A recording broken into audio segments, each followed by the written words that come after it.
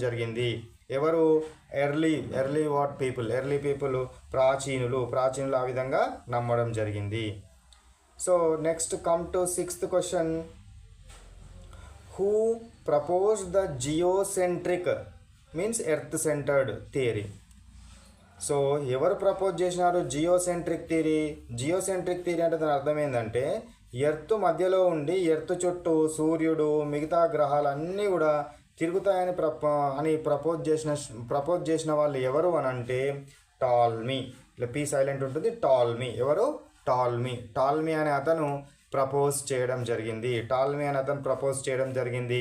So భూమి కేంద్రంగా ఉండే సిద్ధాంతాన్ని జియోసెంట్రిక్ థియరీ అంటారు. ఏమంటారు? జియోసెంట్రిక్ థియరీ అని అనడం జరుగుతుంది. ఈ జియోసెంట్రిక్ థియరీలో ఏముంటుంది? భూమి మధ్యలో ఉండి భూమి చుట్టూ మిగతా గ్రహాలు మరియు సూర్యుడు తిరుగుతాడు అని చెప్పిన సిద్ధాంతమే జియోసెంట్రిక్ థియరీ. దీన్ని ప్రతిపాదించిన శాస్త్రవేత్త ఎవరు? టాల్మీ అనే శాస్త్రవేత్త ప్రతిపాదించడం జరిగింది. Next question come to 7th question. Who proposed heliocentric theory అని అంటే ఏంటిది అని అంటే సన్ సూర్యుడు కేంద్రంగా ఉండి దీని చుట్టూ అన్ని గ్రహాలు కనుక తిరుగుతూ ఉన్నట్టయితే దాన్ని ఏమంటారు? Heliocentric theory, sun centred theory అని అనడం జరుగుతుంది. హీలియోసెంట్రిక్ థియరీని ఎవరు ప్రతిపాదించినారు? Nicholas Copernicus. ఎవరు ప్రతిపాదించినారు? నికోలస్ కోపర్నికస్ అనేవారు ప్రతిపాదించడము జరిగింది. Next come to 8th question. What is this 8th question?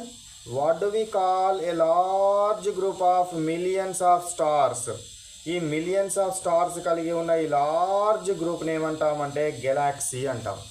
ఏమంటారు? గెలాక్సీ. మన భూమి ఏ గెలాక్సీకి చెందుతుందంటే మిల్కీ వే. మన భూమి చెందిన గెలాక్సీ ఏ గెలాక్సీకి చెందుతుంది? మిల్కీ వే అనే గెలాక్సీకి చెందడం జరుగుతుంది. ఇట్లా మిలియన్స్ ఆఫ్ గ్రూప్ ఆఫ్ స్టార్స్ని ఏమంటారు? ఒక గెలాక్సీగా తీసుకోవడం జరుగుతుంది.